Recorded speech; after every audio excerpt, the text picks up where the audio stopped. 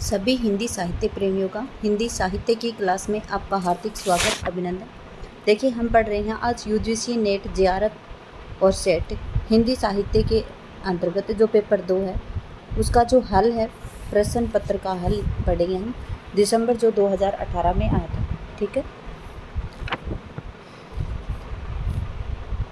इस क्लास का लाने का मकसद एक ही था कि देखिए, अभी यूजीसी नेट जेआरएफ का जो हिंदी साहित्य का या फिर यूजीसी का जो एग्ज़ाम है वो 18 जून को है, ठीक है। कल मतलब 7 जून को ये, हाँ जी, 7 जून को ये क्या आपका जो सिटी अलॉटमेंट हो गया है और 18 जून को एग्ज़ाम है आपका, ठीक है। आज हम ये 1 दिसंबर माह का जो प्रश्न पत्र है उसको व्याख्या सहित समझाएंगे।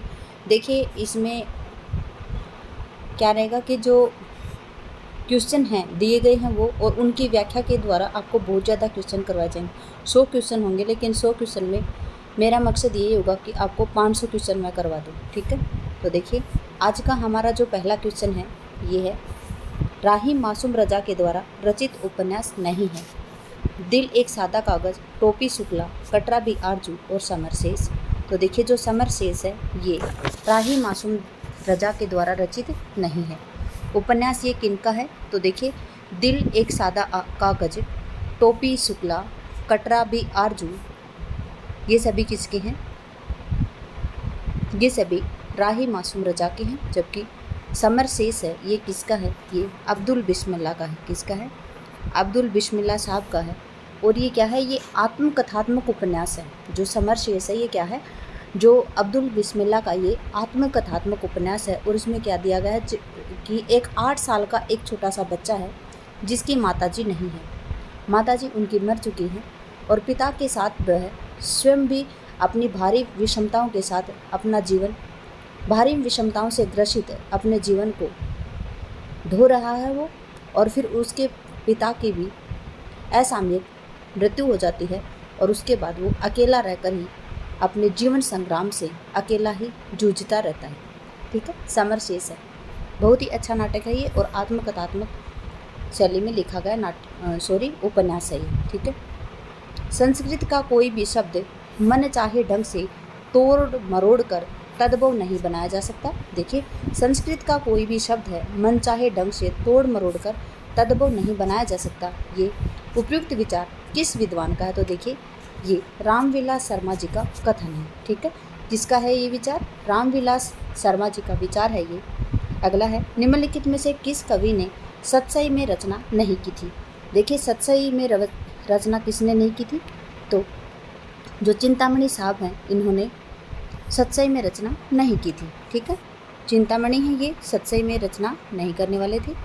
अगला है, देखिए, भारत में अंग्रेजों के बढ़ते प्रभाव के प्रति ध्यान आकर्षित करते हुए पद्माकर जी ने किस राजा के दरबार में यह कवित्त पढ़ा था? देखिए, भारत में अंग्रेजों के बढ़ते प्रभाव के प्रति ध्यान आकर्षित करते हुए, अंग्रेजों का क्या था? भारत में प्रभाव बढ़ रहा था और उसके प्रति ध्यान आकर्षित करते हुए पद्माकर जी ने किस राजा के दरबार में ये कवित्त पढ़ा था? देखिए, कवित्त कैसा है?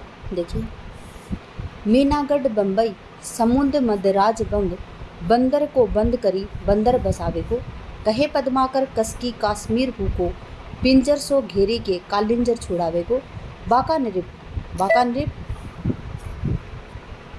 एक मिनट,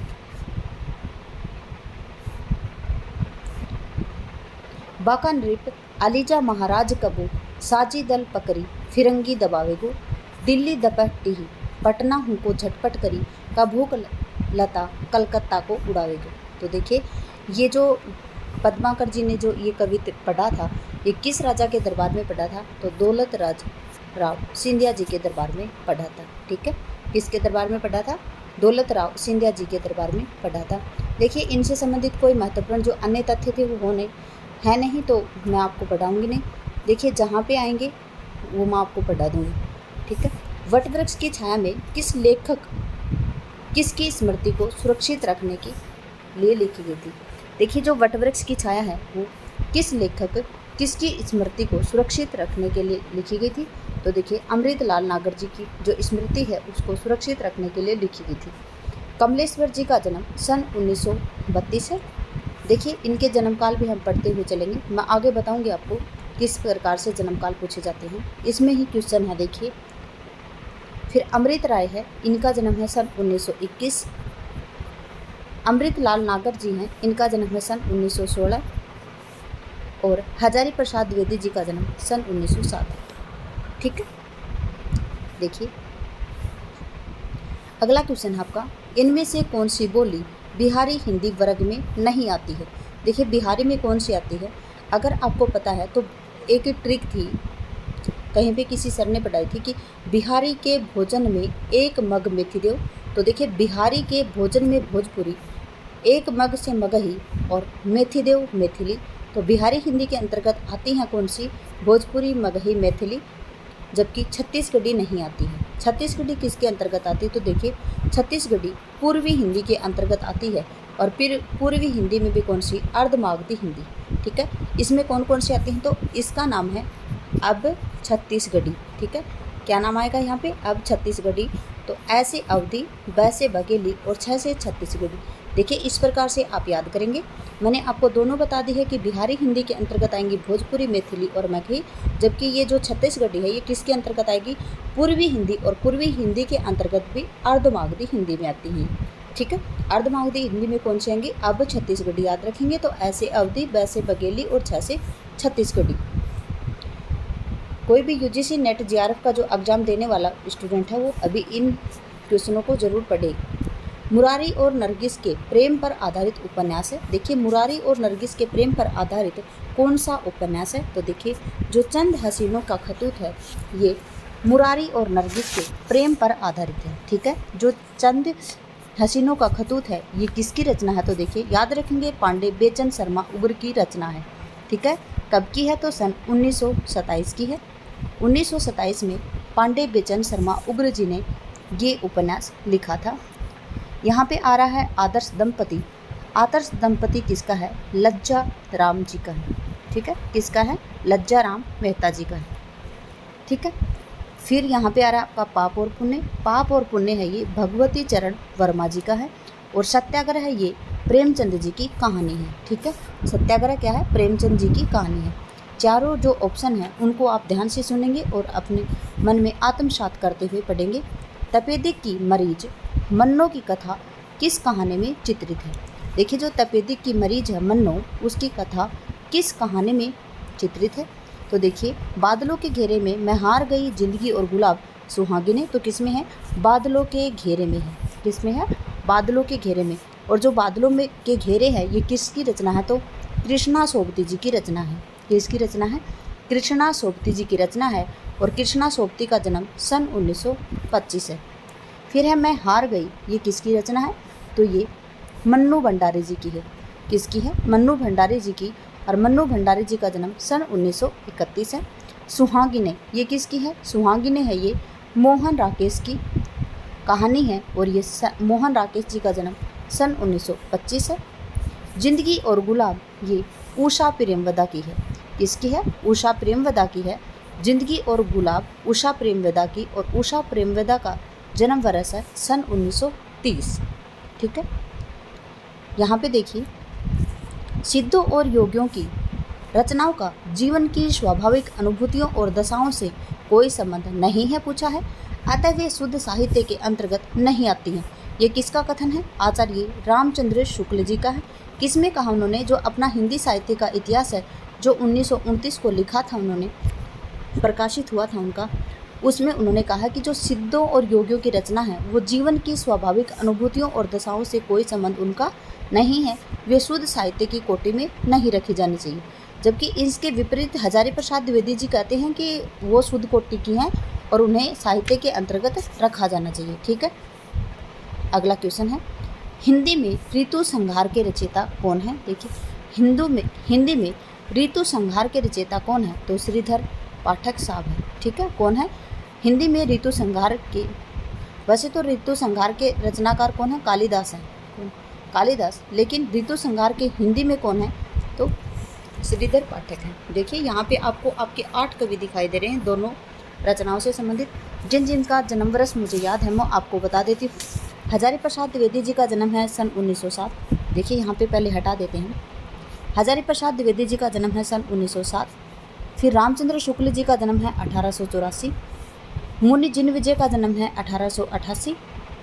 फिर धीरेन्द्र वर्मा जी का जन्म है 1897। कहीं पे मेरे से गलती हो जाए तो आप स्वयं भी उसको ठीक कर सकते हैं। जगमोहन का है 1857। जग को मोहन ने खूब सताया। भारतेंदु हरिश्चंद्र जी का है 1850। श्रीधर पाठक जी का है 1858। और गुरु भक्त सिंह का मुझे नहीं मिला और मुझे याद भी नहीं है। ठीक है, अगला है, देखिए, कवि अनंत हरि कथा अनंता कही सुनही बहुविधि सब संता। क्या है? हरि अनंत हरि कथा अनंता कही सुनही बहुविधि सब संता। राम कथा के प्रसंग में तुलसीदास ने यह बात किससे कहलवाई है? तो देखिए, तुलसीदास जी ने स्वयं ने कही है, काग फुसुंडी ने कही है, याज्ञवल्क्य ने कही है, शिव ने कही है। तो देखिए किसने कही है? शिव ने कही है। अगला है, देखिए, रस गगन गुफा में अजर झरे अजपा सुमिरन जाप करे। उक्त पंक्तियों में प्रयुक्त गगन गुफा का अभिप्राय है मूलाधार चक्र, सहस्रार चक्र, अलौकिक गुफा और आसमान में स्थित गुफा।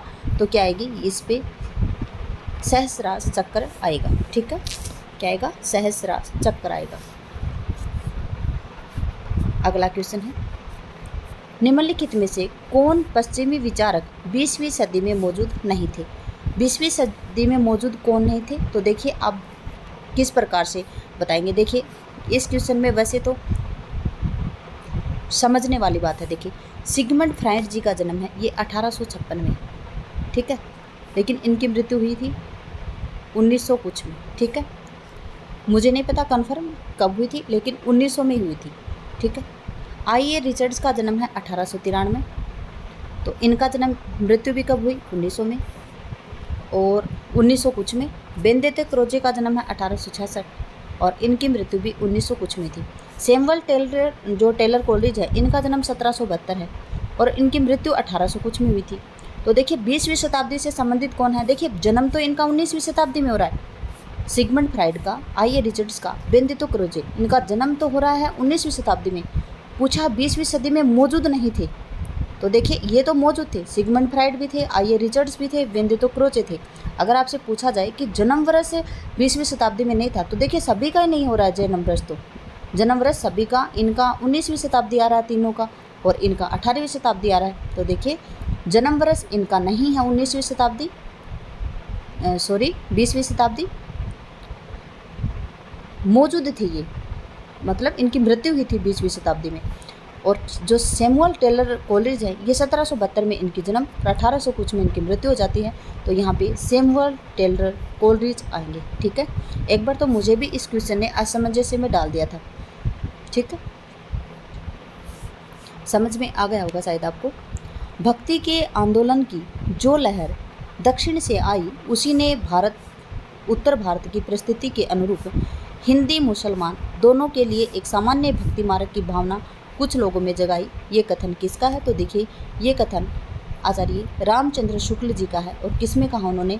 अपना जो हिंदी साहित्य का इतिहास है उसमें उन्होंने कहा है। ठीक है, देखिए विजय देव नारायण शाही हैं, अगर आपको पता हो तो ये तीसरे सप्तक से संबंधित है। ठीक है, नंद दुलारे वाजपेयी जी का जन्म सन 1906 है। विजय देव नारायण शाही का जन्म शायद देखिए तीसरे सप्तक से, नारायण 1924 का है। और हजारी प्रसाद द्विवेदी जी का जन्म सन 1907 है। और रामचंद्र शुक्ल जी का जन्म सन 1884 है। ठीक है, प्रेम शतक के रचनाकार कौन है? जगन्नाथ दास रत्नाकर हैं, नंद दुलारे वाजपेयी, दुलारे भार्गव और वियोगी हरि। तो देखिए जो प्रेम शतक है ये किसकी रचना है? वियोगी हरि की रचना है। ठीक है, किसकी रचना है? वियोगी हरि की। जगन्नाथ दास रत्नाकर जी का जन्म सन 1866 आएगा। अंबिका दास व्यास जी का जन्म सन 1958 आएगा। दुलारे लाल भार्गव का जन्म 1899 और वियोगी हरि का जन्म 1895। ठीक है, अगला क्वेश्चन है, देखिए ये बहुत अच्छा क्वेश्चन है। देखिए, कि आरे नव जोवन अभिरामा जत देखत तत कहिए न पारिए छव अनुपम एक ठामा। कि देखिए छवि है ना वो अनुपम है, एक जगह पे वो टिकी नहीं हुई है। और जत देखत तत कहत न पाइए, और जब भी मैं देखता हूँ तो उसका नया रूप ही दिखता है मुझे। तो क्या है, रूप वर्णन करने में समर्थ है? नहीं है समर्थ, क्योंकि रूप का वर्णन कैसे करें? जब भी देखते हैं तो उन्हें उस रूप में नहीं पाते हैं, अलग ही रूप में पाते हैं। आंशिक रूप से रूप वर्णन करने में समर्थ है? नहीं है। रूप वर्णन करने में सभ्रम की स्थिति में है? नहीं, यहाँ पे सभ्रम का कोई नाम है। रूप वर्णन करने में वो असमर्थ है। तो ठीक है, क्या आएगा उत्तर? यहाँ पे डी आएगा, रूप वर्णन करने में असमर्थ है। ठीक है।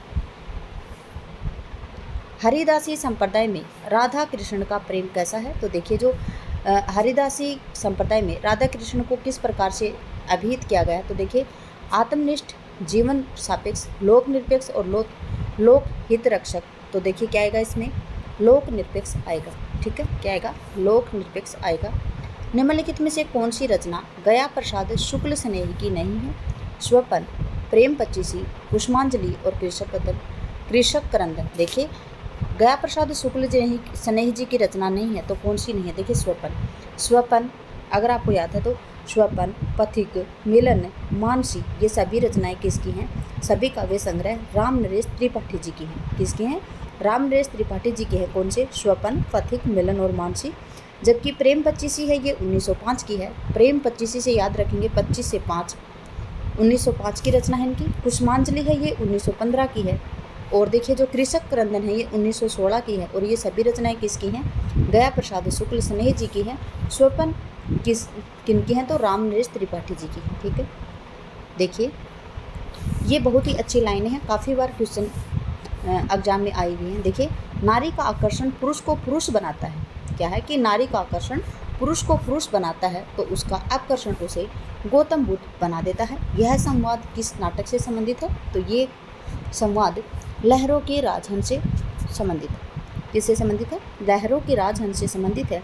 और ये सभी नाटक है जो देखिए, लहरों के राजहंस, आषाढ़ का एक दिन, आधे अधूरे और पैर तले जमीन, ये सभी नाटक मोहन राकेश जी के हैं। किसके हैं? मोहन राकेश जी के हैं। और जो आषाढ़ का एक दिन, आधे अधूरे, ये दोनों नाटक आपके यूजीसी नेट जेआरएफ में लगे हुए हैं। ठीक है, देखिए, आषाढ़ का एक दिन इनकी 1958 की रचना है, 58 का नाटक है। आधे अधूरे 1969 मतलब 1969 का है। लहरों के राजहंस 1963 का है। और पैर तले जमीन है ना, ये इनकी 1975 की है। 1975 का नाटक है। क्यों? हाँ, देखिए, जो पैर तले की ज़मीन है, ये नाटक इनका अधूरा था। किनका? मोहन राकेश जी का जो पैर तले का ज़मीन है, ये अधूरा नाटक था। और इसकी रचना कमलेश्वर ने की थी और 1975 में प्रकाशित करवाया था। ठीक है, देखिए, अनुभूति के द्वंद्व ही से प्राणी के जीवन का आरंभ होता है। देखिए क्या है कि अनुभूति के द्वंद्व ही से प्राणी के जीवन का आरंभ होता है। प्राणी के जीवन का आरंभ किस प्रकार से होता है? कि अनुभूति के द्वंद्व से।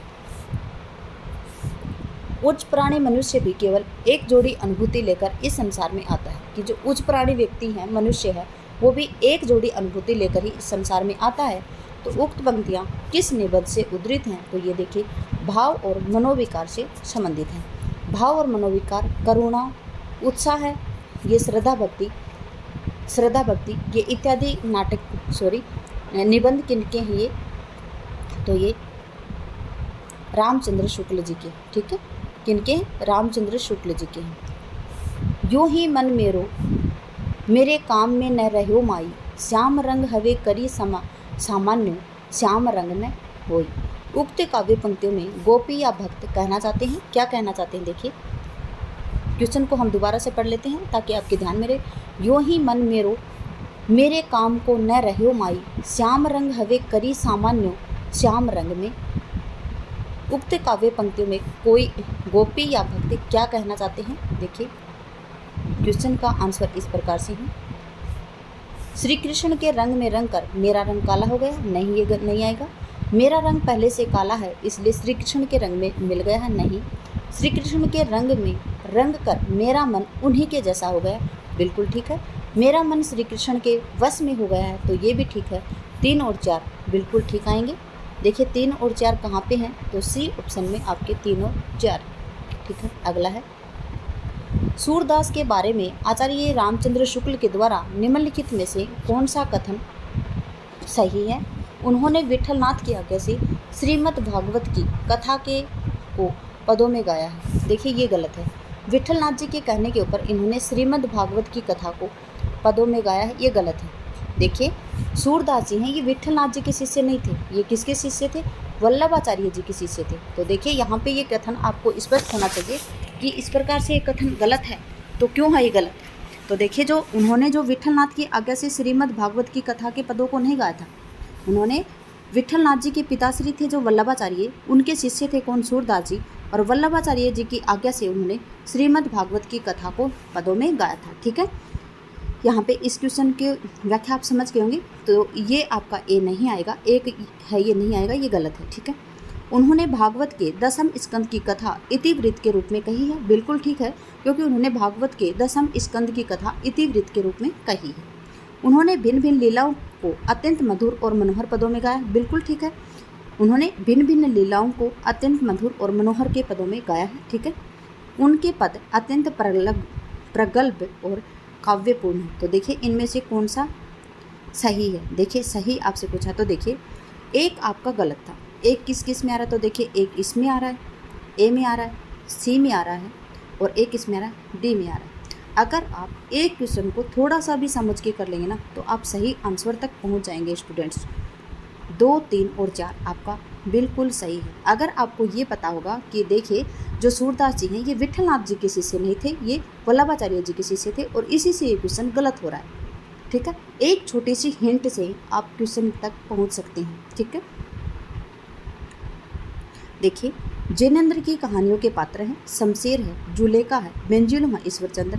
तो देखिए शमशेर भी हैं, जुलेखा भी हैं, बेंजुलो हैं, ईश्वर चंद्र नहीं है। तो जहाँ पे 4 ऑप्शन आएंगे वो कट जाएगा। इसमें 4 ऑप्शन है, इसमें भी है और इसमें भी है, किस में नहीं है? ए ऑप्शन में नहीं है। तो यही आपका आंसर है। देखिए रीतिकालीन आचार्यों में 3 श्रेणियां हैं। किस किस की है 3 श्रेणियां? उद्भावक आचार्य है, व्याख्याता आचार्य है, उद्गाता आचार्य नहीं है। देखिए अगर आपने रीतिकालीन आचार्यों की श्रेणियां पढ़ी हैं तो उद्भावक आचार्य भी हैं, व्याख्याता आचार्य भी हैं और कवि शिक्षक भी हैं, लेकिन उद्गाता आचार्य नहीं। तो 3 ऑप्शन आपका गलत है। जहाँ पे 3 आ रहा है वो ऑप्शन सभी गलत हो जाएंगे।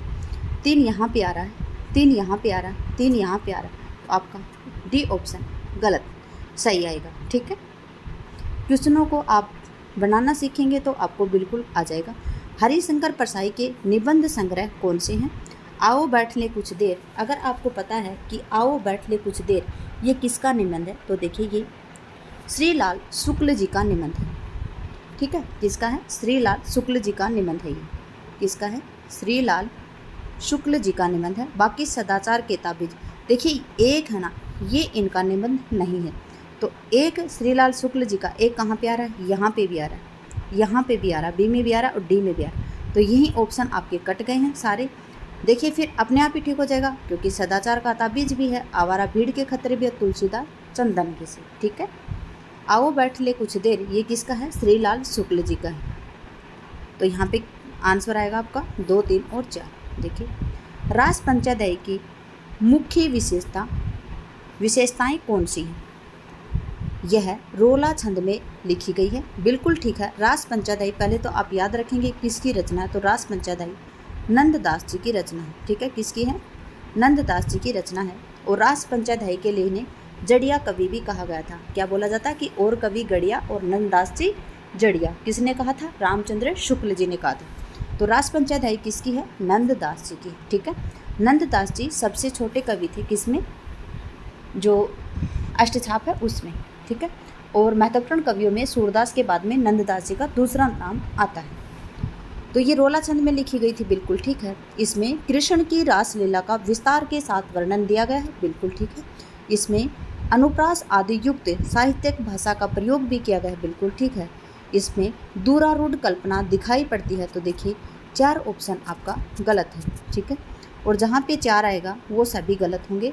देखिए 4 यहाँ पे भी है, 4 यहाँ भी है और 4 डी ऑप्शन में भी है। किस में नहीं है? तो बी ऑप्शन में नहीं है। और 1, 2, 3 आपका बी ऑप्शन बिल्कुल ही ठीक है। ठीक है, अगला क्वेश्चन है आपका नंबर 27।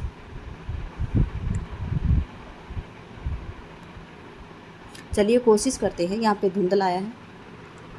श्याम विनोदी रे मधुबनिया अब हरि गोकुल काहे को आवही चाहत नो यौवनिया। सूरदास प्रभु तजी कामरी, अब हरि भय चिकनिया। अब हरि भय चिकनिया के द्वारा सूरदास जी क्या कहना चाहते हैं? श्री हर कृष्ण जी चिकने घड़े हो गए हैं, श्री कृष्ण चिकने चुपड़े हो गए हैं, श्री कृष्ण छैला हो गए हैं, श्री कृष्ण सुंदर छवि वाले हो गए। तो देखिए, श्री कृष्ण चिकने चुपड़े हो गए, हो सकता है? नहीं हो सकता। श्री कृष्ण चिकने घड़े हो गए हैं, ये भी नहीं हो सकता। देखिए, श्री कृष्ण छैला हो गए हैं और श्री कृष्ण सुंदर छवि वाले हो गए हैं। तो आपके 3 और 4 ऑप्शन बिल्कुल राइट है। देखिए, 3 और 4 कहाँ पे हैं? तो 3 और 4 आपके बी ऑप्शन में, ठीक है। अगला है, देखिए, रहीम जी की कविता है एक नगर शोभा, ठीक है। रहीम जी की कविता क्या है? नगर शोभा। और इसकी मुख्य विशेषताएं क्या है?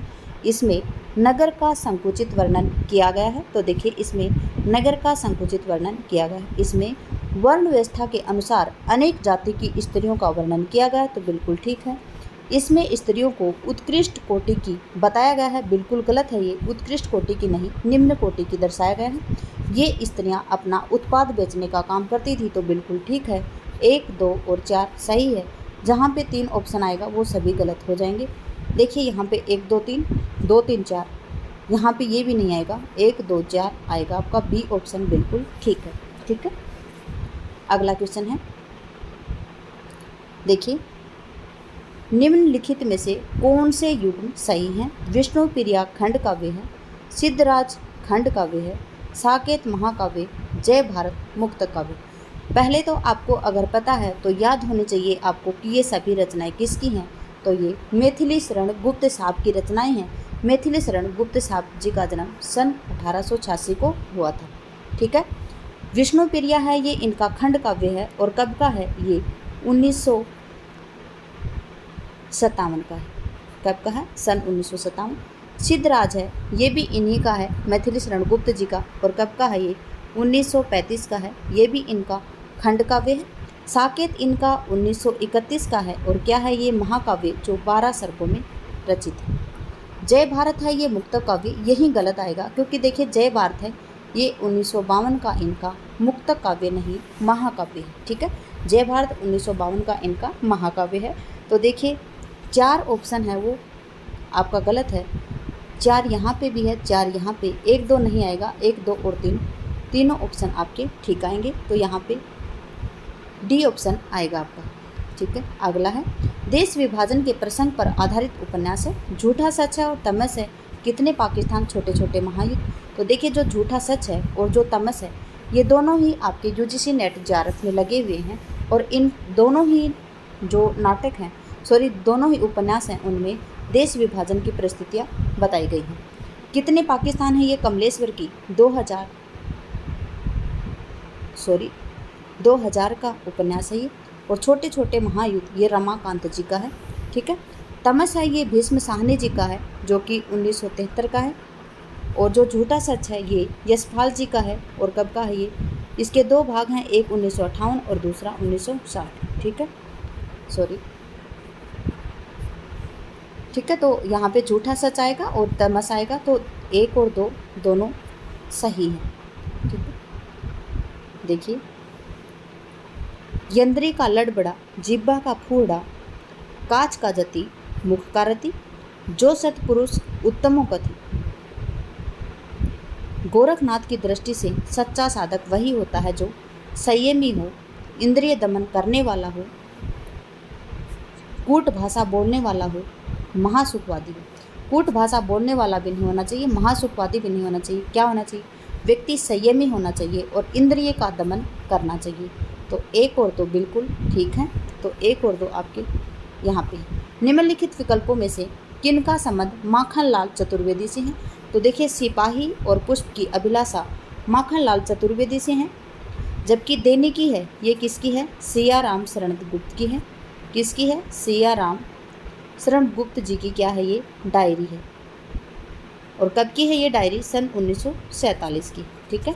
दैनिकी क्या है? सियाराम शरण दास जी की डायरी है, सियाराम शरण गुप्त जी की डायरी है, और कब की है? सन 1947। आद्रा क्या है? तो आद्रा एक कहानी है, और किसकी है? कहानी है किसकी?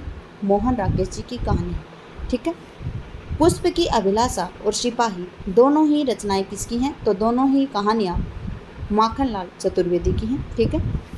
कहानियाँ नहीं, दोनों ही रचनाएं किसकी हैं? माखनलाल चतुर्वेदी की हैं और दोनों ही देशभक्ति पर आधारित रचनाएं हैं। ठीक है।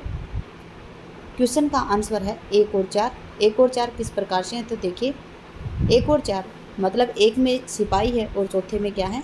आपका पुष्प की अभिलाषा है, जबकि दूसरी है आद्रा जो कहानी है मोहन राकेश जी की, और देने की है डायरी जो सियाराम शरण गुप्त जी की। अगला क्वेश्चन है निम्नलिखित में से कौन से नाटक लक्ष्मी नारायण लाल के द्वारा रचित नहीं है? तो देखिए अंधा कुआं, अरे मायावी सरोवर, सिंहासन खाली है और राम की लड़ाई। तो देखिए अंधा कुआं है इनकी, अरे मायावी यायावर ये नहीं है, सिंहासन खाली है ये भी नहीं है, और राम की लड़ाई 1 और 4 है। पूछा आपसे नहीं है तो 2 और 3 नहीं है। ठीक है। कौन कौन से नहीं है? 2 नहीं है और 3 नहीं है। देखिए अरे मायावी यायावर ये किसका है? शंकर शेष जी का है और कब का है? सन 1980 का है। फिर है सिंहासन खाली है, ये किसका है? सुशील कुमार जी का है। अंधा कुआं और राम की लड़ाई इन्हीं का है, लक्ष्मी नारायण लाल जी का। तो देखिए 2 और 3 इसमें कहीं पे ऑप्शन नहीं दिया गया है, ये क्वेश्चन गलत है। यहाँ पे 2 और 3 ही आएगा। ठीक है। ऑप्शन में क्या आएगा? 2 और 3। अरे मायावी सरोवर और सिंहासन खाली है ये इनकी रचना नहीं है। ठीक है। विदेशी पृष्ठभूमि पर आधारित हिंदी उपन्यास है वे दिन, रुकोगी नहीं राधिका, 7 नदियाँ एक समुद्र और उस शहर तक। तो देखिए क्या पूछा आपसे? जो वे दिन है वो रुकोगी नहीं राधिका, 7 नदियाँ एक समुद्र और उस शहर तक। क्या पूछा कि विदेशी पृष्ठभूमि पर आधारित हिंदी उपन्यास है वे दिन भी है, रुकोगी नहीं राधिका भी है और 7 नदियाँ एक समुद्र ये भी है, उस शहर तक ये नहीं है। तो आएगा 1 2 3। 1 2 3 आपकी डी ऑप्शन में है। देखिए वे दिन है ये किसकी रचना है? तो वे दिन निर्मल वर्मा जी की है। कब की है? सन 1964 की है। वे दिन किसकी है? निर्मल वर्मा जी की। और कब की है? सन 1964। रुकोगी नहीं राधिका ये उषा प्रेमवदा की है और 1967 की है। रुकोगी नहीं राधिका किसकी है? उषा प्रेमवदा। कब की है? 1967। 7 नदियाँ एक समुद्र ये किसकी है? तो ये नासिरा शर्मा की है और कब की है? सन 1984 की है। 7 नदियाँ एक समुद्र किसकी है? नासिरा शर्मा। और कब की है? 1984 की है। ठीक है। उस शहर तक ये विदेशी पृष्ठभूमि पर आधारित नहीं है। ठीक है। तो 1 2 3 बिल्कुल ठीक है। सुमित्रा नंदन पंत निम्नलिखित कृतियों में से किस पर अरविंद दर्शन का प्रभाव पड़ता है? तो देखिए जो सुमित्रा नंदन पंत की अरविंद दर्शन का प्रभाव पड़ता है वो रचनाएं हैं शोवर्ण और रजत शिखर। गुंजन इनकी 1900 कहाँ पे है आपका? जो गुंजन है ये उनकी 1932 की रचना है। शोवर्ण है और शोवर्ण का रचनाकाल मुझे नहीं मिला है, और जो रजत शिखर है इसका रचनाकाल 1951 है, और जो ग्राम्या है इसका रचनाकाल 1940। ठीक है। तो देखिए शोवर्ण और रजत शिखर के अतिरिक्त एक इनका स्वर्ण धूलि है, स्वर्ण धूलि और स्वर्ण किरण है शायद, वो 1947 की रचनाएं हैं, वो भी इनकी सुमित्रा नंदन पंत जी की अरविंद दर्शन पर आधारित है। ठीक है। तो क्या आएगा इसमें? 2 और 3 आएगा। 2 और 3 आपके ए ऑप्शन में ही है। निम्नलिखित में से आत्मकथाएं कौन कौन सी हैं? तिरस्कृत है अपनी धरती अपने लोग, बसंत के पतझड़ तक, सहचर है समय। तो देखिए निम्नलिखित में से आत्मकथाएं कौन सी हैं? आत्मकथाएं कौन सी हैं? तिरस्कृत है, अपनी धरती अपने लोग है और सहचर है सभी, ये सभी तीनों आत्मकथाएं हैं, जबकि पतझड़ से बसंत से पतझड़ तक ये आत्मकथा नहीं है। तो आपका 1 2 और 4 ऑप्शन बिल्कुल ठीक है। देखिए यहाँ पे जितनी भी रचनाएं आई हैं, तिरस्कृत है ये 2000 की आत्मकथा है और किसकी है? सूरजपाल चौहान जी की। तिरस्कृत है ये किसकी है? सूरजपाल चौहान जी की। और कब रचित है? 2000 में। अपनी धरती अपने लोग ये किसकी है? रामविलास शर्मा जी की है। कब की है? सन 1996 की है। फिर अगला है सहचर का समय, ये रामदरस मिश्र की है और कब की है? सन 1991। और बसंत से पतझड़ तक ये किसकी है? ये रविंद्रनाथ त्यागी की है। क्या है ये? रविंद्रनाथ त्यागी जी का एक काव्य संग्रह है और ये हास्य काव्य है जो बसंत से पतझड़ तक है। ये किसका है? रविंद्रनाथ त्यागी जी का है और ये एक हास्य काव्य है और इनके मरने के बाद सन 2005 में ये प्रकाशित हुआ था। ठीक है, तो यहाँ पे आएगा आपका 1, 2 और 4। ठीक है, निम्नलिखित में से कौन प्रगतिवादी मूल्य नहीं है? व्यष्टि चेतना, यथार्थ चेतना, इतिहास बोध और एकस्वरवाद। देखिए, यथार्थ चेतना है प्रगतिवाद में, इतिहास का बोध भी है, व्यष्टि चेतना नहीं है और एकस्वरवाद भी नहीं है, तो 1 और 4 नहीं है। और आपसे पूछा क्या है? नहीं है, तो देखिए नहीं है में आएगा 1 और 4। 1 और 4 कहाँ पे है? तो 1 और 4 ए ऑप्शन में है। ठीक है, अगला क्वेश्चन है, रीतिकालीन वीर काव्य की प्रमुख विशेषताएं कौन सी हैं? रासो काव्य की अपेक्षा ये अधिक प्रमाणिक है। देखिए, जो रासो काव्य की अपेक्षा जो रीतिकालीन काव्य है वो अधिक प्रमाणिक है, तो बिल्कुल ठीक है। इसमें तत्कालीन इतिहास सुरक्षित है, ये भी ठीक है। इसमें चमत्कारिक वर्णन और भाषाई खिलवाड़ बहुत अधिक है। देखिए, भाषाई खिलवाड़ नहीं हुआ है यहाँ पे, ये गलत है। किसी वीर काव्य में फिरंगियों का वर्णन किया गया है, तो ये देखिए 4 भी बिल्कुल ठीक है। तो 1, 2 और 4 ऑप्शन आपके ठीक आएंगे। 1, 2, 4 डी ऑप्शन में है, आपका डी ऑप्शन बिल्कुल राइट है। ठीक है, अगला क्वेश्चन है, देखिए, दृग ऊर्जत टूटत कुटुम जुरत चतुर चित प्रीति परति गांठी दुर्जन हिये दई नहीं यह रीति। उपयुक्त दोहे के संबंध में कौन सा कथन सही है? किसमें कार्य कारण संबंध का स्वाभाविक चित्रण है? नहीं। इसमें प्रेमी प्रेमिका के प्रेम का स्वाभाविक चित्रण है, ये ठीक है। इसमें असंगति अलंकार है, बिल्कुल ठीक है। यहाँ पे विभावना अलंकार है, विभावना अलंकार नहीं है। विभावना अलंकार वहाँ पे होता है जहाँ पे बिना कारण ही काम हो जाए, तो यहाँ पे बिना कारण ही कोई भी काम नहीं हुआ है, तो यहाँ पे विभावना अलंकार नहीं आएगा। और कार्य कारण का संबंध स्वाभाविक चित्रण क्या है? यहाँ पे कार्य कारण का भी कोई स्वाभाविक चित्रण नहीं है। देखिए, दृग ऊर्जत टूटत कुटुम जुरत चतुरचित प्रीति कि दृग उलझे हुए हैं, प्रेमी प्रेमिका के दृग आपस में उलझे हुए, मतलब उनके नैनों से नैन मिले हुए हैं। टूटत कुटुम जुरत चतुरचिति प्रीति परति गाठी दुर्जन ही दई नहीं है प्रीति, तो यहाँ पे असंगति अलंकार है और इसमें प्रेमी प्रेमिका के प्रेम का स्वाभाविक चित्रण हुआ है, तो आपका 2 और 3 बिल्कुल ठीक है और 2 और 3 आपके डी ऑप्शन में। ठीक है, अगला है,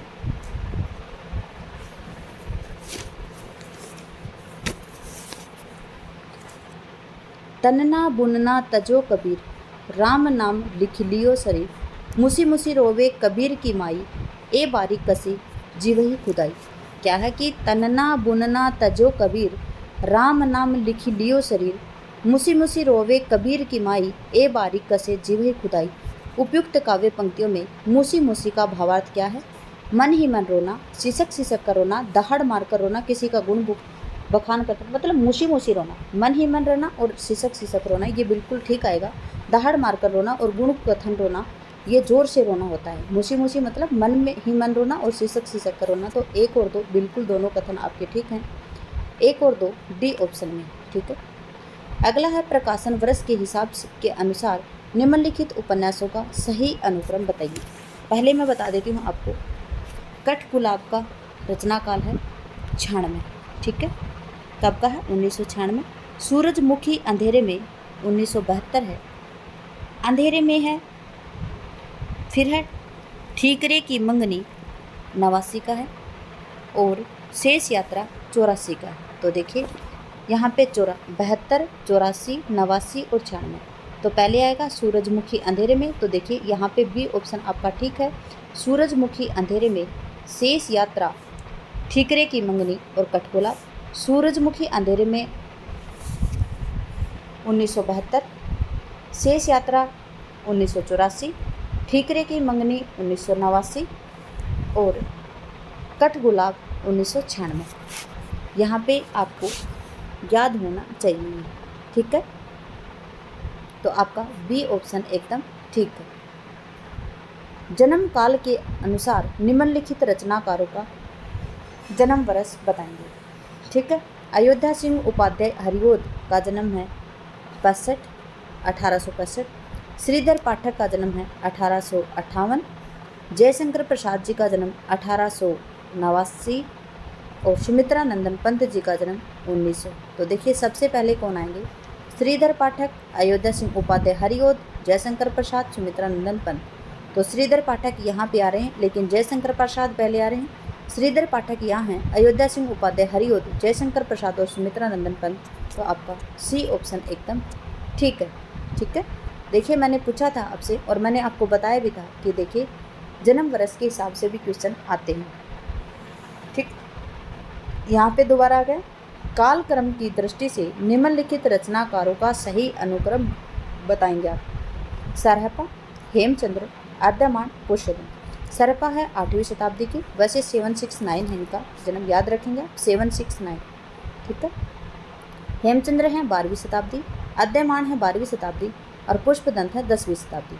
पहले आएंगे सरहपा, उसके बाद में आएंगे पुष्पदंत, फिर आएंगे आपके आद्यमान और फिर हेमचंद्र। तो आपका सी ऑप्शन बिल्कुल ठीक है। इस प्रकार से भी आप याद रखेंगे। तो देखिए कवियों से संबंधित 2 क्वेश्चन आपके आ गए हैं। पहले आदिकाल से संबंधित कवि पूछे हैं और आधुनिक काल से संबंधित भी कवि आ गए। देखिए ये आए हैं आपके रीतिकाल से संबंधित रचनाएं हैं। कालक्रम की दृष्टि से निम्नलिखित ग्रंथों का सही अनुक्रम किस प्रकार से है। तो देखिए भाव विलास किसकी रचना है, तो भाव विलास देव की रचना है, 1689 का। फिर है काव्य निर्णय भिखारी दास जी की, तो भिखारी दास जी की रचना 1746 है, क्योंकि भिखारी दास जी का जन्म शायद 1725 है। रस रहस्य किसकी रचना है, तो ये रस रहस्य कुलपति मिश्र जी की है और कब की है, सन 1670 की है। और जगत विनोद किसकी है, तो जगत विनोद पद्माकर साहब की है और पद्माकर जी का जन्म पद्माकर जो जगत विनोद है इसका रचनाकाल 1753 है। ठीक है, तो सबसे पहले कौन सी आएगी, 1670 जो रस रहस्य है, फिर भाव विलास, काव्य निर्णय और जगत विनोद। तो देखिए भाव विलास, काव्य निर्णय, जगत ये नहीं आएगा, रस रहस्य आएगा, भाव विलास आएगा, काव्य निर्णय आएगा और जगत विनोद आएगा। तो आपका बी ऑप्शन बिल्कुल ठीक है।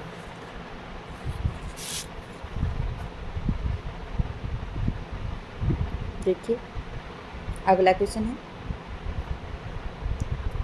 विद्यानिवास मिश्र के निबंध संग्रह का सही अनुक्रम बताना है। किसके हैं, विद्यानिवास मिश्र जी के निबंध हैं और इनका सही अनुक्रम बताना है।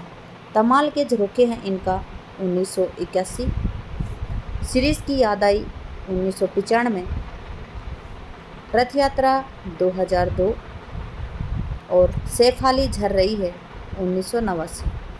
तो सबसे पहले कौन सी आएगी, तमाल के झरोखे में।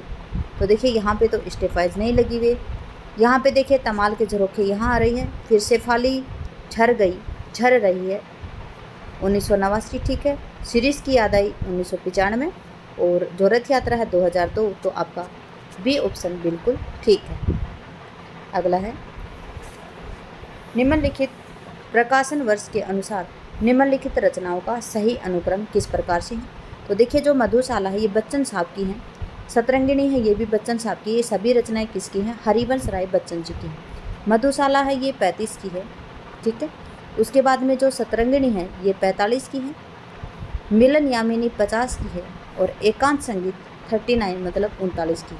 सबसे पहले आएगी मधुशाला, फिर उसके बाद में एकांत संगीत आएगी। तो देखिए मधुशाला के बाद में सतरंगिणी है, यहाँ पे आएगी मधुशाला, एकांत संगीत, सतरंगिणी और मिलन यामिनी। तो ये आपकी सी ऑप्शन आपका बिल्कुल ठीक है और सभी रचनाएं ये हरिवंश राय बच्चन साहब की हैं। अगला है, प्रेम पथिक, लहर, आंसू और कामायनी ये जयशंकर प्रसाद की रचनाएं हैं और कब की हैं। देखिए प्रेम पथिक इनका 1913 है, लहर इनकी 33 है, आंसू इनकी 25 है और कामायनी इनकी 35 है। तो देखिए सबसे पहले आएगी प्रेम पथिक, उसके बाद में आएगी आंसू, फिर लहर, फिर कामायनी। देखिए प्रेम पथिक, आंसू, लहर, कामायनी ये आपकी सी ऑप्शन में है। ठीक है, किसमें है, सी ऑप्शन में। प्रकाशन वर्ष के अनुसार निम्नलिखित रचनाओं का सही अनुक्रम किस प्रकार से है। देखिए रचनाओं का रचनाकार, मैं आपको यूजीसी नेट के सिवा जो youth competition guides book times book करवा रही हूँ, उसमें भी मैंने जो रचना है उनका काफ़ी बार रचना काल करवाया है। ठीक है। प्रकाशन वर्ष के अनुसार निम्नलिखित रचनाओं का सही अनुक्रम किस प्रकार से है? अनामिका, झरना, पल्लव, निहार। तो देखिए अनामिका है 1923, झरना है 1918, पल्लव है 28 और निहार है 30। ठीक है। तो सबसे पहले क्या आएगी? झरना आएगी, फिर अनामिका, फिर पल्लव, फिर निहार। देखिए झरना है ये किसकी है? 1918 की है। और किसकी है ये झरना? प्रसाद जी की है। फिर उसके बाद में आई है आपकी अनामिका। तो अनामिका किसकी है? निराला जी की है, सन 1923 की। अनामिका के 2 काव्य संग्रह प्रकाशित हुए थे, पहला 1923 और दूसरा 1938 में। ठीक है। फिर उसके बाद में आ रही है आपकी झरना बता दिया, अनामिका बता दिया, पल्लव। पल्लव किसकी है? सुमित्रा नंदन पंत की। और कब की है? 1928 की है। और इसे छायावाद का घोषणा पत्र या मैनिफेस्टो कहा जाता है। निहार है ये किसकी है? महादेव वर्मा की है। और कब की है? सन 1930 की है। देखिए मेरे लिखने पर ध्यान नहीं दे, मेरे बोलने पर ध्यान दे, मैं कि बोल क्या रही हूँ। ठीक है। यहाँ पे सब कुछ लिख के नहीं बताया जा सकता है। कालक्रम के अनुसार निम्नलिखित आचार्यों का सही अनुक्रम क्या है? तो देखिए जिस प्रकार से आपको पता होगा कि पहले कौन सा सिद्धांत आया था, फिर बाद में कौन सा आया, बाद में कौन सा आया। तो देखिए रामानुजाचार्य हैं, वो सबसे पहले आए थे। रामानुजाचार्य के बाद में कौन आएंगे वो देखेंगे हम बाद में। देखिए पहले आए रामानुजाचार्य, फिर उसके बाद में आए निम्बार्काचार्य, मध्वाचार्य और वल्लभाचार्य। निम्बार्काचार्य रामानुजाचार्य हैं, इनका जन्म 10वीं शताब्दी है। निम्बार्काचार्य हैं, इनका जन्म 13वीं शताब्दी है। और मध्वाचार्य हैं, इनका जन्म 14वीं शताब्दी है। और वल्लभाचार्य इनका जन्म 15वीं शताब्दी है। ठीक है। काव्यशास्त्रीय ग्रंथों के काल क्रमानुसार सही अनुक्रम बताइए। काव्यदर्श किसकी है? देखिए दंडी की। तो दंडी का काल था 7वीं शताब्दी, याद रखेंगे। काव्य मीमांसा किसकी है? तो काव्य मीमांसा है राजशेखर की। और राजशेखर कौन सी शताब्दी में आए थे? तो आप सभी को पता है कि राजशेखर 10वीं शताब्दी में आए थे। ठीक है। फिर आता है आपका धमन्यालोक। धमन्यालोक है आनंदवर्धन की। और धमन्यालोक कब की थी? धमन्या में 9, तो 9वीं शताब्दी थी। फिर आता है आपका वक्रोक्ति जीवितम। और वक्रोक्ति जीवितम है ये कब का है? ये वक्रोक्ति जीवितम है, ये 10वीं अंतिम का है। और देखिए ये किसकी है? कुंतक साहब की है। ठीक है। तो सबसे पहले आएगा काव्यदर्श। ठीक है। फिर उसके बाद में आएगा धमन्यालोक, काव्य मीमांसा और वक्रोक्ति जीवितम। तो आपका बी ऑप्शन बिल्कुल ठीक है। अगर आपको देखिए दंडी का और इनका रचना काल भी याद है, अगर आपको रचनाएं भी याद नहीं है कि रचनाओं का क्या काल हो सकता है, तो देखिए जिस प्रकार से आपको कवियों के जन्म वर्ष अगर याद है तो उसके हिसाब से आप रचना काल भी लगा लेंगे कि जो कवि पहले आ रहा है उसकी रचना पहले आएगी, जो कवि बाद में आ रहा है उसकी रचना बाद में आएगी। इस प्रकार से आप आंसर लगा सकते हैं। हमने देखिए अर्धशतक लगा लिया है, 50 क्वेश्चन हमने कर लिए हैं। 50 क्वेश्चन और आगे बचे हुए हैं, वो और कर लेते हैं हम। देखिए परिंदे, इंसान के खंडहर, सतह से उठा आदमी, पीली छतरी वाली लड़की। तो परिंदे कब की रचना है? तो परिंदे 1960 की रचना है। इंसान के खंडहर 50 की है, 1950। सतह से उड़ता आदमी 1971 और पीली छतरी वाली लड़की 2001। तो देखिए सबसे पहले आएगी इंसान के खंडहर। तो सबसे पहले इंसान के खंडहर एक ही जगह पे है। परिंदे है 1960, सतह से उड़ता आदमी 71 और पीली छतरी वाली लड़की 2001। ठीक है। आपका बी ऑप्शन ठीक है। देखिए कालक्रम की दृष्टि से साहित्य सिद्धांतों का सही अनुक्रम किस प्रकार से? तो देखिए सबसे पहले रस सिद्धांत आया था, सभी को पता है। रस, अलंकार, रीति, ध्वनि। तो सबसे पहले क्या आया था? रस। तो पहले रस आया था, तो रस, अलंकार, रीति और ध्वनि। तो क्या आएगा? सी ऑप्शन आपका बिल्कुल ठीक। भरतमुनि ने सबसे पहले रस सिद्धांत की व्याख्या की थी। ठीक है। अगला क्वेश्चन है अंधायुग नाटक अंक शीर्षकों का सही अनुक्रम किस प्रकार से? देखिए अंधायुग, कौरव नगरी, पशु का उदय, गांधारी का श्राप, अश्वत्थामा का अर्धसत्य। तो देखिए सबसे पहले आएगी कौरव नगरी, पशु का उदय, गांधारी का श्राप है ये चौथे नंबर पे आएगा, अश्वत्थामा का अर्धसत्य ये तीसरे नंबर पे आएगा। तो देखिए कौरव नगरी सबसे पहले ठीक है, पशु का उदय ठीक है, अश्वत्थामा का अर्धसत्य ये भी ठीक है, चौथा है गांधारी का साप। देखिए पांचवा आएगा यहाँ पे विजय एक कार्मिक हत्या। पांचवा कौन सा आएगा? विजय एक कार्मिक हत्या। और छठा आएगा यहाँ पे प्रभु की मृत्यु। देखिए इसमें से आप भूलेंगे नहीं, क्योंकि अंधा युग से संबंधित किसकी रचना है? अंधा युग तो धर्मवीर भारती जी की है। कब की है? सन 1955 की है। ठीक है, ये नाटक कब का है? सन 1955 का है। और इसमें 4 अंक यहाँ पे दिए गए हैं। कौरव नगरी, पशु का उदय, अश्वत्थामा का अर्थ सत्य, गांधारी का श्राप। और पांचवा है इसका विजय एक कर्मिक आत्महत्या। और छठा है इसका प्रभु की मृत्यु। ठीक है, इस प्रकार से आप याद रखेंगे। यहाँ पे हैं आपके पाश्चात्य विचार और उनके जन्म वर्ष भी आपको बताने। जन्म वर्ष आप सभी कवियों के, पाश्चात्य विचारक हो चाहे सभी के, आपको याद होने चाहिए। अगर आप यूजीसी नेट और जेआरएफ निकालना चाहते हैं तो आप किसी से भी भागने वाले नहीं हैं। आपको सब कुछ कंप्लीट याद होना चाहिए। आइए रिचर्ड्स का जन्म देखिए। यहाँ पे सबसे पले है आइए रिचर्ड्स। आइए रिचर्ड्स का जन्म 1893 को हुआ था। फिर है ऑस्कर वाइल्ड। ऑस्कर वाइल्ड जी का जन्म कब हुआ था? 1854 को हुआ था। मैथ्यू अर्नोल्ड, इनका जन्म 1822 को हुआ था। सैमुअल टेलर कोलरिज, इनका जन्म 1772 को हुआ था। तो सबसे पहले कौन आएंगे? सैमुअल टेलर कोलरिज आएंगे। सैमुअल टेलर कोलरिज जहाँ पे हैं वही ऑप्शन आपका बिल्कुल ठीक है। तो देखिए आपका बी ऑप्शन बिल्कुल ठीक है।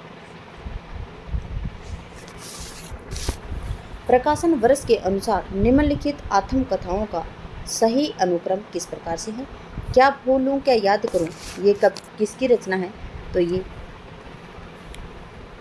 1969 मतलब 1969 की रचना है और हरिवंश राय बच्चन जी की रचना है। ठीक है, फिर है टुकड़े टुकड़े दास्तान, ये किसकी है? ये पहले तो बताएंगे हम, इसका रचनाकाल 1986 है। और किसकी है ये टुकड़े टुकड़े दास्तान? अमृतलाल नागर जी की है। फिर है सहचर, सहचर है समय 1991।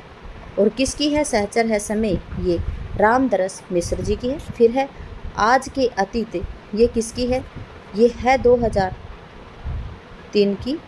ठीक है, और किसकी है आज के अतीत? तो ये भीष्म साहनी जी की है। ठीक है, किसकी है? भीष्म साहनी जी की है। क्या भूलूं क्या याद करूं, ये किसकी है? तो ये बच्चन साहब की है। किसकी है? बच्चन साहब की है। देखिए क्या भूलूं क्या याद करूं, इनके 4 भाग में ये आत्मकथा बटी हुई थी। पहला भाग इसका क्या भूलूं क्या याद करूं, सुन लेंगे आप ध्यान से, क्योंकि मैं सब आपको लिख के नहीं बता सकती। क्या भूलूं क्या याद करूं भाग 1 1969 है। नीड़ से निर्माण तक भाग 2 है 1970। बसेरे से दूर 1978 भाग 3 है ये। और 10 द्वार से सोपान तक 1985 और ये भाग 4 है। ठीक है, अगला क्वेश्चन है देखिए। अभिकथन दिए गए हैं और सही और गलत आपको बताना है। अभिकथन है भ्रम, कल्पना और प्रतिभा, ज्ञान के विरुद्ध प्रत्यक्ष और ठोस अनुभव को महत्व देना आधुनिक बोध का प्रमुख लक्षण माना जा सकता है। क्या है कि जो देखिए भ्रम है, कल्पना है, प्रतिभा है, ज्ञान के विरुद्ध प्रत्यक्ष और ठोस अनुभव को महत्व देना आधुनिक बोध के प्रमुख लक्षण माना जा सकता है। बिल्कुल ठीक है। इस अनुभववादी दृष्टिकोण का प्रभाव काव्य की रचना प्रक्रिया और रसास्वादन की प्रणाली पर भी पड़ता है। देखिए जो इस अनुभववाद का दृष्टिकोण है वो प्रभाव कहाँ पे पड़ता है? काव्य की रचना प्रक्रिया पर पड़ता है और रसास्वादन की प्रणाली पर पड़ता है। तो देखिए तर्क आपका गलत है जबकि कथन आपका ठीक है। तो यहाँ पे क्या आएगा? ए सही है और आर गलत है। तो ए सही और आर गलत कहाँ? सॉरी ए सही नहीं है। देखिए यहाँ पे ए और आर दोनों ही सही हैं। ए और आर दोनों ही यहाँ पे सही हैं। क्या सही है? कि देखिए भ्रम, कल्पना और प्रतिभा ज्ञान के विरुद्ध प्रत्यक्ष और ठोस अनुभव को महत्व देना वाला आधुनिक बोध का प्रमुख लक्षण माना जाता है। और तर्क है इसका, इस अनुभववादी दृष्टिकोण का प्रभाव काव्य की रचना प्रक्रिया और रसास्वादन की प्रणाली पर भी पड़ता है। तो आपके ए और आर दोनों सही हैं। अगला है कहानी छोटे मुंह बड़ी बात करती है। देखिए आप सभी को पता है कि कहानी है वो छोटी होती है और बड़ी बात कर जाती है। तो ये तो साधारण सा वाक्य है, ये बिल्कुल ठीक है। लेकिन लघु आकार के कारण कहानी संपूर्ण जीवन बोध और सामाजिक सत्य को प्रकाशित नहीं कर सकती। नहीं, यहाँ पे गलत है। तो देखिए ए सही है, आर गलत है। ए सही, आर गलत कहाँ पे है? आपके डी ऑप्शन में। ठीक है, अगला क्वेश्चन है 58। परंपरा रूढ़ि पालन नहीं, आधुनिकता की पक्षधर है। क्या है कि परंपरा है वो रूढ़ि पालन नहीं है, आधुनिकता की पक्षधर है। तो ये ऑप्शन आपका ठीक है कि परंपरा है वो रूढ़ि से पालन, जो परंपरा है वो रूढ़ि पालन नहीं, मतलब क्या है कि परंपरा है वो रूढ़ियों से चली आ रही है, उसका हम पालन नहीं कर सकते हैं। आधुनिकता की पक्षधर है, मतलब आधुनिक दौर के ऊपर हम उसमें चेंजमेंट करके उसको शुरू कर सकते हैं, क्योंकि परंपरा में अतीत के प्रति आसक्ति और परिवर्तन का निषेध होता है। देखिए, परंपरा में अतीत के प्रति आसक्ति वो तो ठीक है, लेकिन परिवर्तन का निषेध होता है। परिवर्तन का निषेध कैसे कर सकते हैं परंपरा में? देखिए, परिवर्तन का निषेध नहीं हो सकता है, परिवर्तन करना चाहिए हमें परंपरा में, वही रूढ़ि परंपरा है वो नहीं चलनी चाहिए। परंपरा में परिवर्तन करके हमें उसको स्थापित कर देनी चाहिए। तो यहाँ पे ए तो आपका बिल्कुल ठीक है, लेकिन आर आपका शायद गलत है। देखिए, हम देख लेते हैं पहले, ए सही है और आर गलत, ये आपका बिल्कुल ठीक है। ठीक है, चलिए अगला क्वेश्चन है। देखिए, अभिकथन है आपका, कला भी ज्ञान का एक प्रकार और सत्य की उपलब्धि की साधना है। क्या है कि कला है ना, कला भी क्या है, ज्ञान का एक प्रकार है और सत्य की उपलब्धि की साधना है। कला भी क्या होती है, जो ज्ञान का एक प्रकार है कला, और क्या है, सत्य की उपलब्धि की एक साधना है। तो देखिए, एक आपका ए सही है। फिर देखिए, क्योंकि कला जगत में भी कलाकार के चित्त में जब वस्तु सत्य उद्भासित होता है तभी वह श्रेष्ठ कला रचना की प्रवृत्ति होती है, श्रेष्ठ कला रचना में प्रवृत्त होता है। इसलिए हर महान कलाकृति सत्य में समन्वित होती है। तो देखिए, आपका ए भी सही है और आर भी सही है, दोनों ही सही हैं और आपका सी ऑप्शन बिल्कुल ठीक है। अगला क्वेश्चन है 60। देखिए, प्रकृतिवादी कवियों ने अधिकांशतः प्रकृति के उन्हीं रूपों का चित्रण किया है जिसमें उन्हें मनुष्य के सामाजिक जीवन की कोई गहरी अर्थ छाया दिखाई पड़ी है। ठीक है, क्या किया है, जो प्रगतिवादी कवि है उन्होंने अधिकांशतः प्रकृति के उन्हीं रूपों का चित्रण किया है जिसमें उन्हें मनुष्य की सामाजिक जीवन की कोई गहरी अर्थ छाया दिखाई पड़ी है। अगला है, इसलिए इसमें सुपरिचित ग्राम्य प्रकृति के स्थान पर प्रकृति का वन्य और पर्वतीय रूप ही चित्रित हुआ है। देखिए, ये गलत है, वहाँ पे प्रकृति का वन्य और पर्वतीय चित्र ही थोड़ी अंकित हुआ है। तो देखिए, ग्राम्य प्रकृति के स्थान पर वन्य और पर्वतीय रूप चित्रित हुआ है, तो ये बी ऑप्शन आपका गलत है। अगर आप क्वेश्चन को ये अभिकथन और तर्क वाले क्वेश्चन इस प्रकार के अगर आप ध्यान से पढ़ेंगे तो एक छोटी सी हिंट भी आपको मिल जाएगी और क्वेश्चन के आंसर तक आप पहुँच जाएंगे। तो ए आपका सही है और आर आपका गलत है। ठीक है, अभिकथन है, छायावाद रीति काव्य की भांति शुद्ध मासल प्रेम का काव्य है। ठीक है, क्या है कि छायावाद है वो क्या है, रीति काव्य की भांति शुद्ध मासल प्रेम का काव्य है।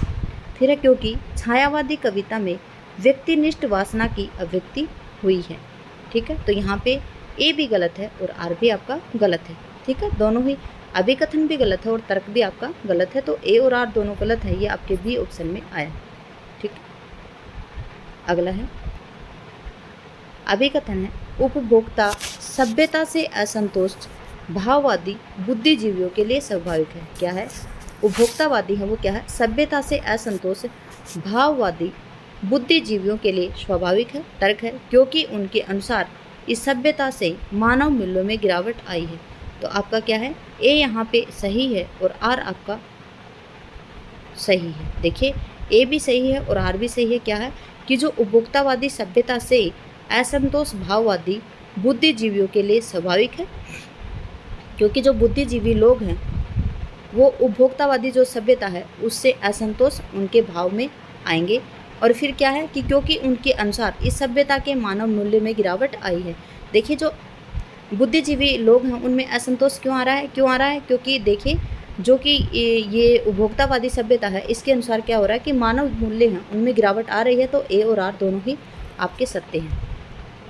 अगला है, नारीवाद पितृसत्तात्मक समाज से संघर्ष का विमर्श है। नारीवाद क्या है, जो पितृसत्तात्मक समाज है उससे संघर्ष का विमर्श है। क्यों है नारीवाद पितृसत्तात्मक समाज से संघर्ष का विमर्श, क्योंकि देखिए हमारा समाज है वो पितृसत्तात्मक है। क्यों है पितृसत्तात्मक, क्योंकि पिता के नाम से ही संतान को जाना जाता है, माता के रूप में संतान को नहीं जाना जाता है। तो पितृसत्तात्मक है, इसलिए वहाँ पे संघर्ष का विमर्श है ये। फिर क्या है, इसलिए हिंदी में संपूर्ण स्त्री लेखन अपने लिए पुरुषों के अस्तित्व को नकारता है। देखिए जो संपूर्ण हिंदी साहित्य है उसमें क्या, जो संपूर्ण जो स्त्री लेखन है ना, वो अपने लिए पुरुषों के अस्तित्व को नकारता है, तो ये गलत है, नहीं नकारता है। स्त्री लेखन हो चाहे किसी भी प्रकार का लेखन, पुरुष की भूमिका रहती है उसमें।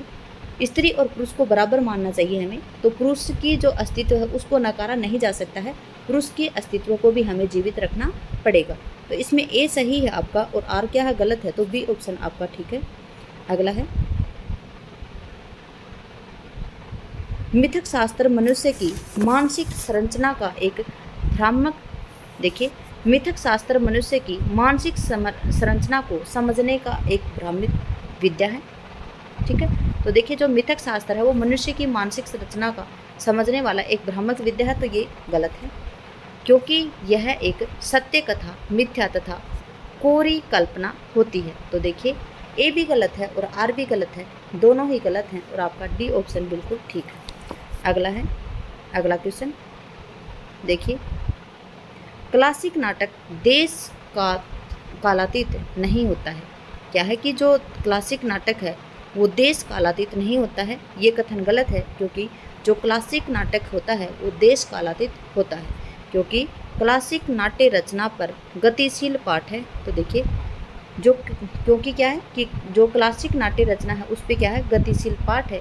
तो पुट आपका ए गलत है और आर सही है और डी ऑप्शन आएगा। अगला क्वेश्चन है, देखिए अभिकथन है इसका, बिंब विधान और चित्रात्मक काव्य में महत्वपूर्ण उपादान है। इसमें कविता के सौंदर्य की वृद्धि होती है किंतु ये साध्य नहीं है। तो देखिए ये ठीक है कि बिंब विधान और चित्रात्मक काव्य में महत्वपूर्ण उपादान है। ठीक है, बिंब विधान और चित्रात्मक वो क्या है, काव्य में महत्वपूर्ण उपादान है। इनमें कविता के सौंदर्य की वृद्धि होती है, किंतु देखिए जो बिंबात्मक है और चित्रात्मक है इनसे सौंदर्य में वृद्धि होती है, लेकिन ये साध्य नहीं है। क्या है, ये साधन है, क्योंकि कला की शक्ति का मूल स्रोत मिट्टी और जीवन है। कोरे बिंबों का खेल कोरी आतिशबाजी का काम है। तो आपका ए बिल्कुल ठीक है और आर आपका गलत है। तो ए सही आर गलत, ये कहाँ पे आ रहा है, तो ए ऑप्शन में आपका आ रहा है। देखिए जयशंकर प्रसाद का चंद्रगुप्त नाटक स्वतंत्रता और गणतंत्र का यूटोपिया है। क्या पूछा है, जो जयशंकर प्रसाद जी के नाटक हैं और उसमें चंद्रगुप्त नाटक है वो स्वतंत्रता और गणतंत्र का यूटोपिया है। तो बिल्कुल ठीक है ये, इसलिए उन पर वर्तमान में पलायन और इतिहास के गड़े मुर्दे उखाड़ने का सही आरोप है। तो ये आपका गलत है। ठीक है, तो ए सही है और आर गलत है, सी ऑप्शन आपका आएगा। अगला है, वे शब्द जो आज अमूर्त विचारों के वाहक हैं आरंभ के अनुभूत वस्तुओं के व्यंजक थे। क्या है कि वे शब्द जो आज अमूर्त विचारों के वाहक हैं आरंभ में अनुभूत वस्तुओं के व्यंजक थे। ये कथन सही है या गलत है, तो देखिए ये कथन आपका सही है। कौन सा, कि वे शब्द जो आज अमूर्त विचारों के वाहक हैं आरंभ में अनुभूत वस्तुओं के वो व्यंजक थे। इसलिए सादृश्य विधान भाषा की मूल प्रकृति नहीं है। तो आपका ए सही है और आर गलत है, ए आपका ऑप्शन ठीक है। अगला क्वेश्चन है, अभिकथन है सौंदर्य कारक धर्मों को अलंकार कहते हैं। सौंदर्य कारक क्या होता है, धर्मों को अलंकार कहते हैं। जो सौंदर्य कारक धर्म हैं उनको क्या कहते हैं, अलंकार। तो आपका ए ठीक है, लेकिन इनका कल्पना से कोई संबंध नहीं होता है। देखिए कल्पना से इनका कोई संबंध नहीं होता है, ये आपका गलत है, क्योंकि इनका कल्पना से संबंध होता है। तो ए तो सही है आपका और आर गलत, तो डी ऑप्शन आएगा। अगला है, काव्य और कला सृजन संघर्ष का फल है। देखिए काव्य और जो कला सृजन है वो संघर्ष का फल है, बिल्कुल ठीक है, क्योंकि सृजनशील व्यक्ति गतिशीलता के साथ अपने समय के अभाव और दबाव से जूझता रहता है। तो आपका ए भी सही है और आर भी सही है, दोनों ही कथन सही हैं। अगला है, अभिकथन आपका मैथिली शरणगुप्त भारतीय संस्कृति के आख्याता थे। देखिए जो मिथिलेश शरणगुप्त हैं वो भारतीय संस्कृति के आख्याता थे, तो आपका ए ऑप्शन सही है। अगला है, इसलिए उनके काव्यों में आधुनिक दृष्टिकोण नहीं मिलता है। देखिए नहीं कैसे मिलेगा, इनके काव्यों में आधुनिक दृष्टिकोण मिलता है, यहाँ पे नहीं आ गया, तो ए आपका सही है और आर आपका गलत है, तो आपका बी ऑप्शन ठीक है। देखिए अगर क्वेश्चनों को समझेंगे तो बहुत इजी है ये क्वेश्चन। वीरता का अनुकरण किया जा सकता है वैसे ही जैसे मन की प्रसन्नता उधार ली जा सकती है। देखिए वीरता का अनुकरण किया जा सकता है वैसे ही जैसे मन की प्रसन्नता उधार ली जा सकती है। मेरे हिसाब से ये ऑप्शन आपका गलत है। देखिए वीरता का अनुकरण नहीं किया जा सकता और मन की जो प्रसन्नता है वो उधार नहीं ली जा सकती है, आप खुद भी समझ सकते हैं, तो ये आपका गलत है, क्योंकि वीरता का संबंध शरीर बल से होता है, मनोबल से नहीं होता है। देखिए जो वीरता का संबंध है वो शरीर बल से होता है, मनोबल से नहीं होता है, तो आपका ए भी गलत है और बी भी गलत है। देखिए क्योंकि वीरता का संबंध शरीर बल से होता है, मनोबल से नहीं होता है। देखिए शरीर बल से तो होता ही है और मनोबल से भी होता है, मनोबल भी होना चाहिए व्यक्ति में। शरीर बल क्या करेगा, शरीर उसमें है 100 किलो का और उसको उठा के पटक देता है 60 किलो का व्यक्ति, तो शरीर बल की आवश्यकता नहीं है, उसमें मनोबल भी होना चाहिए। तो दोनों इसमें ए भी गलत है और आर भी गलत है मेरे हिसाब से, तो ये आएगा। देखिए 72 में ए भी गलत है और आर भी गलत, दोनों ही गलत हैं। ठीक है, अगला क्वेश्चन है, रस न तो निर्विकल्प ज्ञान का विषय है और न ही सविकल्प का। देखिए क्या पूछा कि रस है वो न तो निर्विकल्प ज्ञान का विषय है और न ही सविकल्प का। अगला है, क्योंकि रस की प्रतीति में श्रृंगार, वीर, हास्य, करुण आदि का रस विशेष रूप से आवासित होते हैं, इसलिए रस निर्विकल्प ज्ञान का विषय नहीं है। तो इसमें ए तो सही है आपका और आर गलत है। यहाँ पे मेरे हिसाब से तो आपको समझ में नहीं आया होगा ये क्वेश्चन का आंसर। देखिए मैं समझा देती हूँ आपको दोबारा से। रस न तो निर्विकल्प ज्ञान का विषय है और न ही सविकल्प। कि रस निर्विकल्प मतलब विकल्प के बिना, सविकल्प मतलब विकल्प के सहित। तो हमें जो रस है उसके न तो विकल्प के बिना ज्ञान का विषय होता है और न ही सविकल्प के। ठीक है, फिर क्या है, ये तो आपका बिल्कुल ठीक है। फिर क्या है, क्योंकि रस की प्रतीति में श्रृंगार, वीर, हास्य, करुण आदि रस विशेष रूप से आवासित होते हैं, यहाँ तक ठीक है, लेकिन गलत कहाँ पे होगा, इसलिए रस निर्विकल्प ज्ञान का विषय नहीं है। ठीक है, तो यहाँ पे ये गलत आ गया, निर्विकल्प ज्ञान का विषय नहीं है, इसलिए रस निर्विकल्प ज्ञान का विषय नहीं है। ठीक है, ये यहाँ पे गलत है। अगला है, देखिए काफ़ी देर हो गई हमें, 1 घंटा 8 मिनट हो गई। अगला क्वेश्चन है, अभिकथन है काव्य श्रवण या नाट्य दर्शन से आविर्भूत रस आनंद का ही प्राय होता है। देखिए काव्य श्रवण या नाट्य दर्शन से आविर्भूत रस आनंद का ही प्राय होता है। देखिए काव्य होता है उसको श्रवण से या नाट्य दर्शन के माध्यम से हम रस का आनंद ले सकते हैं, क्योंकि पश्चिमी शास्त्रों में रस को ब्रह्मानंद का समानार्थी कहा। देखिए पश्चिमी शास्त्रों में नहीं कहा गया, ये हमारे हिंदी शास्त्रों में ही कहा गया है कि रस है वो क्या है, ब्रह्मानंद का समानार्थी है। तो ए आपका सही है, आर गलत है। कहाँ पे आ रहा है, ए सही और आर गलत है। देखिए एक माइनर मिस्टेक ही यहाँ पे गलत हो जाती है, यहाँ पे पश्चिमी शास्त्र दिए गए जबकि भारतीय शास्त्र में दिया गया है कि रस को ब्रह्मानंद का समानार्थी कहा गया। अभिकथन और तर्क से आज का अंतिम क्वेश्चन, संचारी भावों के उदय होने से रसावस्था को स्थायित्व प्राप्त होता है। तो देखिए संचारी भावों का उदय हो जाता है तो रसावस्था है उसको स्थायित्व प्राप्त होता है, बिल्कुल गलत है। ठीक है, अगला है, क्योंकि विभाव, अनुभाव और संचारी भाव स्थायी भावों के सहायक और वर्धक होते हैं। क्या होते हैं, जो विभाव हैं, अनुभाव हैं और जो संचारी भाव है ना, वो स्थायी भाव के सहायक होते हैं और क्या होते हैं, वर्धक होते हैं, मतलब वृद्धि करने वाले होते हैं स्थायी भाव में। तो आपका जो ए है वो गलत होना चाहिए और आर है वो आपका सही होना चाहिए। तो कहाँ पे है ये, ए गलत और आर सही, ये ऑप्शन में ही ठीक है। अगला है, निम्नलिखित कवियों को उनकी प्रकृति के आधार पर उन्हें सुमेलित कीजिए। स्वामी हरिदास हैं, ये किस प्रकार के कवि हैं, तो देखिए स्वामी हरिदास हैं ये मधुर उपासक कवि हैं। देखिए किस प्रकार के कवि हैं, स्वामी हरिदास मधुर उपासक कवि हैं। फिर आते हैं आपके मलुकदास। तो मलुकदास किस प्रकार के कवि हैं? निर्गुण उपासक हैं। फिर कणप्पा किस प्रकार के हैं? तो कणप्पा निरीश्वरवादी हैं। और कुतुबन है, ये क्या है? कुतुबन एकस्वरवादी हैं। तो देखिए क्या आएगा आपका 3 1 2 5। 3 1 2 5 कहाँ पे है? 3 1 2 5 आपके ए ऑप्शन में ही, ए ऑप्शन आपका बिल्कुल ठीक। देखिए निम्नलिखित उपन्यासों का संबंधित परिवेश के साथ सुमेलित कीजिए। देखिए इस क्वेश्चन को मैं समझाने से पहले आपको ये यहाँ पे बता दूँ, ये दरबारी नहीं है, ये राग दरबारी है। ठीक है, राग दरबारी में अगर आपको पता हो तो शिवपालगंज का जिक्र आया है। ठीक है, तो देखिए 1 में 4 कहाँ पे है? तो आप देख लेंगे 1 में 4 कहाँ पे है? इसमें भी नहीं है, इसमें भी नहीं है, इसमें भी नहीं है, तो ये ए ऑप्शन में है। ए ऑप्शन आपका बिल्कुल लग गया।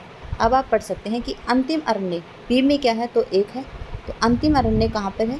बहादुरगंज में है। बसंती, तो बसंती कहाँ पे? 5 पे आएगा, तो बसंती महानगर दिल्ली में है। कोरजा है 2 पे, तो बस्तर मध्य प्रदेश में। अब यहाँ पे हम ये पढ़ेंगे कि जो दरबारी रचना है ये किसकी है? तो दरबारी है ये श्रीलाल शुक्ल जी की है। किसकी है? श्रीलाल शुक्ल जी की है। और कब की है? सन 1968 की है। देखिए कब की है? सन 1968 की है। अंतिम अरण्य है ये कब की है? अंतिम अरण्य 2000 की है। कब की है? 2000 की है। और किसकी है अंतिम अरण्य? तो देखिए अंतिम अरण्य एक दिया है बहादुरगंज, ये निर्मल वर्मा जी की है। अंतिम अरण्य किसकी है? निर्मल वर्मा जी की है। 2000 का उपन्यास है ये। फिर बसंती है, ये किसकी है? तो बसंती भीष्म साहनी जी की है। और कब की है? सन 1980 की है। फिर आया आपका कोरजा किसकी है? तो कोरजा मेहरुन्निसा परवेज की है। और कब की है? सन 1977 की है। ठीक है, तो आपका ए ऑप्शन बिल्कुल ठीक है। अगला क्वेश्चन है 78। निम्नलिखित आलोचकों को उनकी कृतियों के साथ सुमेलित कीजिए। नीचे दिए गए कूट का प्रयोग करते हुए सही उत्तर करना है आपको। देखिए आलोचक हैं और उनके द्वारा कृति है। लक्ष्मीकांत वर्मा जी की है नई कविता के प्रतिमान। रामस्वरूप चतुर्वेदी की है कामायनी का पुनर्मूल्यांकन। शिवदान सिंह चौहान की है हिंदी साहित्य के 80 वर्ष। और शिव कुमार मिश्र जी की है भक्ति काव्य और लोक जीवन। ठीक है, तो यहाँ पे देखिए जो लक्ष्मीकांत वर्मा जी की है वो कब की है? नई कविता के प्रतिमान 1968 की है। यहाँ पे लिख देते हैं लक्ष्मीकांत वर्मा की जो नई कविता के प्रतिमान है ये कब की है? सन 1968 की है। फिर रामस्वरूप चतुर्वेदी की है कामायनी का पुनर्मूल्यांकन, ये 1970 की है। और शिवदान सिंह चौहान की है नई साहित्य के 80 वर्ष, तो ये 1954 की है। और शिव कुमार मिश्र जी का है भक्ति काव्य और लोक जीवन, ये सन 1983 की है। तो आपका 2 3 5 1 बिल्कुल ठीक है।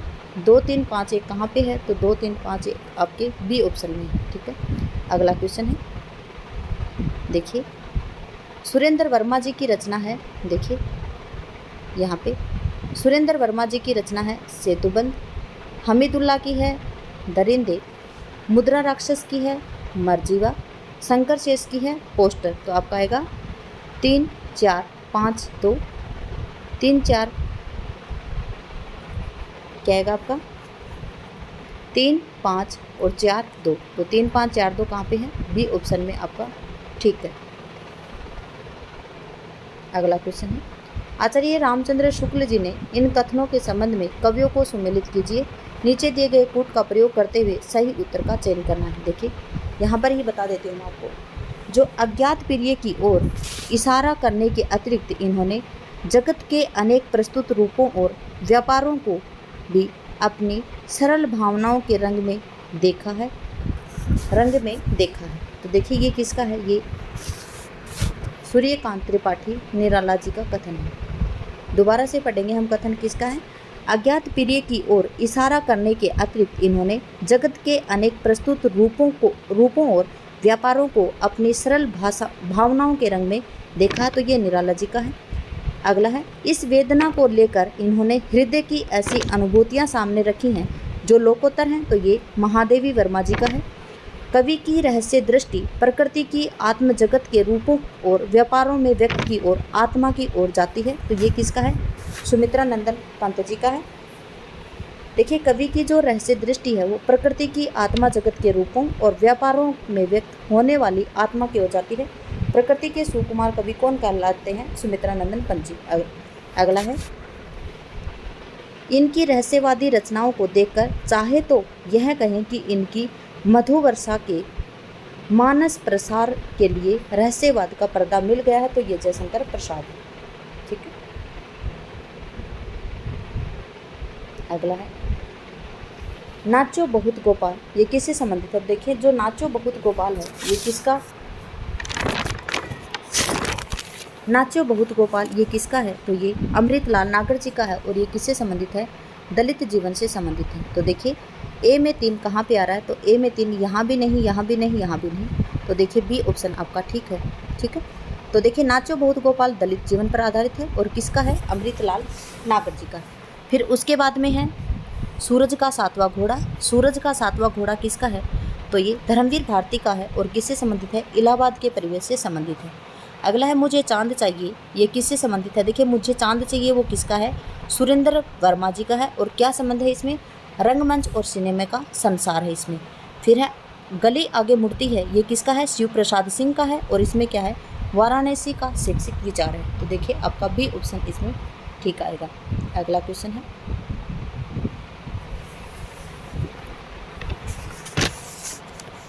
82 का क्वेश्चन है, निम्नलिखित काव्य पंक्तियों में से उनके रचयिताओं के साथ सुमेलित कीजिए और नीचे दिए गए कूट का प्रयोग करते हुए सही उत्तर आपको भरना है। क्या है? जाके मुख माथा नहीं, नाहि रूप करूप। क्या है? जाके मुख मुँह माथा नहीं, नाहि रूप कुरूप। ये किसकी है? ये कबीर दास जी की पंक्ति है। ठीक है, अगला है, ओ मन जानी कवित अस्किना, मकू यह रहे जगत मह कीना जीना। ये किसकी है? मलिक मोहम्मद जायसी की है। अगली है, हरी है राजनीति पढ़ी आई। तो ये सूरदास जी की है। और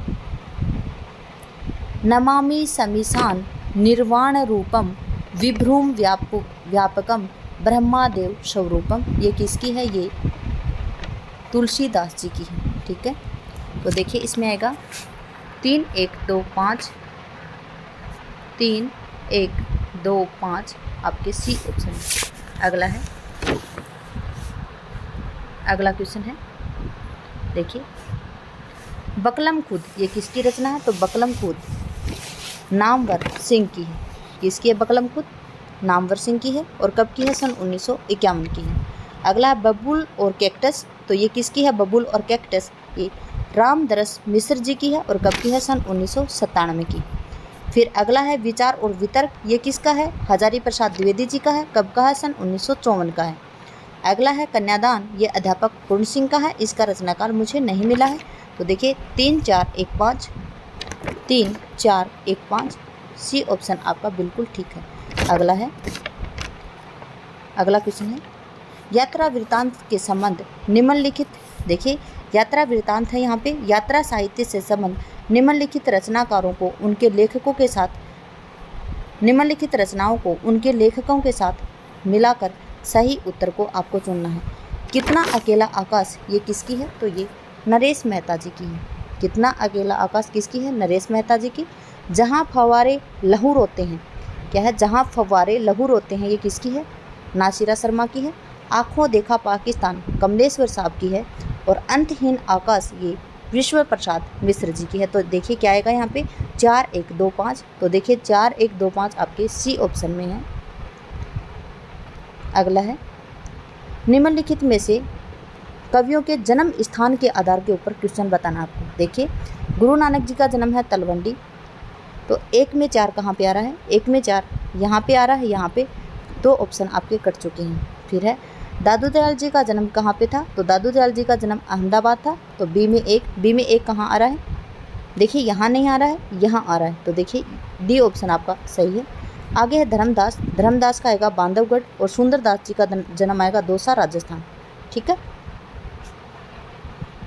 तो आपका डी ऑप्शन बिल्कुल ठीक है। 4 1 3 2। अगला क्वेश्चन है 86 का है, निम्नलिखित बोलियों को उनके क्षेत्रों के साथ सुमेलित कीजिए और नीचे दिए गए कूट का प्रयोग कर सही उत्तर चुनना है। पश्चिमी पहाड़ी है शिमला की, मध्यवर्ती पहाड़ी है गढ़वाल, भोजपुरी है गाजीपुर की और मगही पटना की। तो देखिए यहाँ पे आएगा आपका 3 3 1 और 4 और 2, 3 1 4 2, 3 1 4 2 कहाँ पे है? आपके सी ऑप्शन में है, बिल्कुल ठीक है। अगला क्वेश्चन है 87 का। निम्नलिखित रचनाओं और उनके रचनाकारों के साथ आपको सुमेलित करना है। देखिए अष्टयाम किसकी रचना है? तो अष्टयाम नाभादास जी की है। वीर सिंह देवचरित किसकी है? तो ये केशवदास जी की है। रसमंजरी किसकी है? तो रसमंजरी नंददास जी की है। और केली काल किसकी है? स्वामी हरिदास जी की है। तो देखिए ये किससे संबंधित है? ये 2 3 5 1 आएगा इसका आंसर। तो 2 3 5 1 बी ऑप्शन में। अगला है निम्नलिखित सिद्धांतों को उनके, देखिए निम्नलिखित सिद्धांत हैं उनसे संबंधित विचारकों के साथ सुमेलित करना आपको। देखिए जो संरचनावादी है ये किसका सिद्धांत है? ये क्लोड लेवी संतरास का है। फिर अस्तित्ववाद है, ये किसका है? तो अस्तित्ववाद अल्बर्ट कामू का है। फिर है मूल्य सिद्धांत, तो मूल्य सिद्धांत किसका है? ये रिचर्ड्स का है। फिर है यथार्थवाद, तो है जॉर्ज लुकास का। तो इसमें आएगा 2 3 1 5। तो 2 3 1 5 आपके बी ऑप्शन में ठीक है। अगला है क्वेश्चन 89 का। निम्नलिखित ग्रंथों को उनके रचनाकारों के साथ आपको सुमेलित करना है और नीचे दिए गए कूट का प्रयोग कर सही उत्तर भरना है। भाषा भूषण किसकी है? जसवंत सिंह की है। अलंकार पंचशिका किसकी है? तो अलंकार पंचशिका मतीराम जी की है। विष्णु कीर्तन किसकी है? तो विष्णु कीर्तन रसनिधि जी की है। और रस विलास किसकी है? तो रस विलास चिंतामणि की है। तो देखिए यहाँ पे आपका आंसर आएगा 3 1 5 तो 4। तो देखिए सी ऑप्शन आपका बिल्कुल ठीक है। अगला क्वेश्चन है देखिए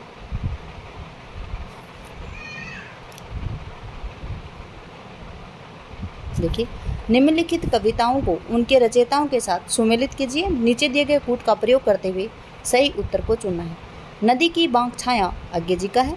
आज नदी बिल्कुल उदास है, ये किसकी है? केदारनाथ अग्रवाल जी की। ठंडा लोहा धर्मवीर भारती। और कुआनो नदी सर्वेश्वर दयाल सक्सेना। सर्वेश्वर दयाल सक्सेना जी हैं, इनका जन्म सन 1927 है। अज्ञे जी का जन्म 1911। केदारनाथ अग्रवाल जी का जन्म भी 1911 और धर्मवीर भारती जी का जन्म 1926 और नरेंद्र शर्मा जी का जन्म 1913 या 1915 आपको मिलेगा। ठीक है। नदी की बांक छाया इसका रचनाकाल 1981 है। फिर है आज नदी बिल्कुल उदास थी, इसका रचनाकाल नहीं मिला है। ठंडा लोहा 1952 है धर्मवीर भारती जी का। और कुआनो नदी सर्वेश्वर दयाल सक्सेना सन 1973 की है। यहाँ पे आपका आंसर आएगा 2 3 4 1। तो 2 3 4 1 आपके ए ऑप्शन में बिल्कुल ठीक है। अगला है पंडित सल सत्य बखाने, ये सरहपा की पंक्तियाँ हैं। 9 लाख पातरी आगे नाचे पीछे पीछ अखाड़ा, इस प्रकार से है ये गोरखनाथ जी की है। 12 वर्ष लो कुकर जीवे और 13 रो जिये सिया बा क्षत्रिय 18 जीवे शायद और आगे जीवन रोधिका। ठीक है। तो ये क्या है? सॉरी ये जगनिक की है। फिर है कज्जी घारे निशान रान चौहान चहुदीस, ये चंद्रबरदाई जी की है। तो इसमें आएगा आपका 3 1 5 और 2। तो देखिए 3 1 5 2 कहाँ पे है? बी ऑप्शन में आपका ठीक है। अगला है निम्नलिखित काव्य कृतियों को उनके रचनाकारों के साथ आपको सुमेलित करना है। देखिए यहाँ पे ऑप्शन भी हम दे लेते हैं। अलंकार प्रकाश है, ये किसकी है? भूषण जी की है। अंग दर्पण, अंग में देख देख रसलीन, दर्पण में आपके अंग को देख देख रसलीन, तो रसलीन की है। आलम के लिए आलम साहब की है। और रतन हजारा किसकी है? रसनिधि की। रसनिधि को पृथ्वी सिंह भी कहा जाता है। क्या कहा जाता है? पृथ्वी सिंह भी कहा जाता है। और पृथ्वी में कितने हैं? रतन हजारों हैं। तो देखिए रसनिधि की क्या है? रतन हजारा। ठीक है। तो यहाँ पे आपके आएंगे 5 1 2 और 4। 5 1 2 और 4 कहाँ पे है? सी ऑप्शन में। अगला क्वेश्चन है देखिए निम्नलिखित रचनाकारों को उनकी रचनाओं के साथ सुमेलित कीजिए और नीचे दिए गए कूट को सही आपको मिलाना है। ठीक है। रामधारी सिंह दिनकर की है दिल्ली। राम कुमार वर्मा की है एकलव्य। रामनरेश त्रिपाठी जी की है पथिक मानसी स्वपन। और इस प्रकार से है इनकी 3-4। और केदारनाथ की है जमीन पक रही है। तो देखिए पथिक है ये 1920 की है। और जो जमीन पक रही है 1980 की है। और दिल्ली है 1954 की। यहाँ पे आपके जो ये कवि आए हैं,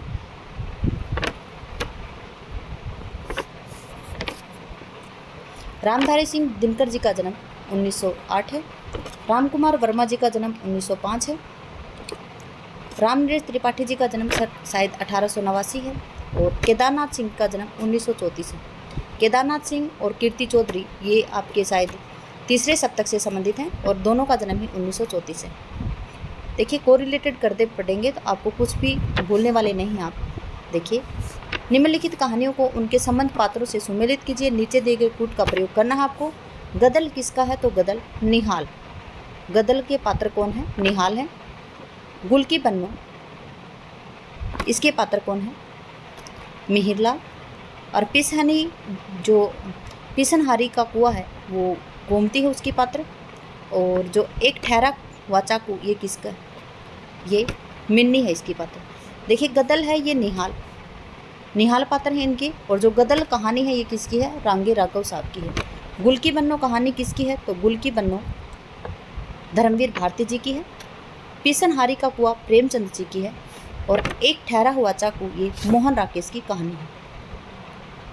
आज का अंतिम क्वेश्चन, क्योंकि उसके बाद में आपका पैराग्राफ आता है और पैराग्राफ आप सभी कर लेंगे, उसको करवाने की ज़रूरत नहीं। मनुष्य के, देखिए मृत्यु के प्रश्न से जूझता पात्र कौन था? तो मृत्यु के प्रश्न से जूझता पात्र एक ही था, आत्मजयी, जो नचिकेता की है, आत्मजयी नचिकेता। फिर है कामाध्यात्म के प्रश्न से जूझता पात्र कौन था? उर्वशी का पुरुरवा। और युद्ध के प्रश्न से जूझता पात्र कौन था? संशय की रात का राम। और अपनी दुर्बलताओं से संघर्षरत पात्र कौन था? कामायनी का मनु। ठीक है, तो यहाँ पे आपके आएंगे 4 3 2 1। तो 4 3 2 1 कहाँ पे आ रहा है? आपके बी ऑप्शन में। ठीक है, इसी के साथ हमने जो दिसंबर आपका जो 2018 का क्वेश्चन पेपर था वो हमने आपको करवा दिया है। क्लास में बने रहने के लिए आपका धन्यवाद। आपका दिन शुभ रहे। जय हिंद, जय भारत, जय जवान, जय किसान।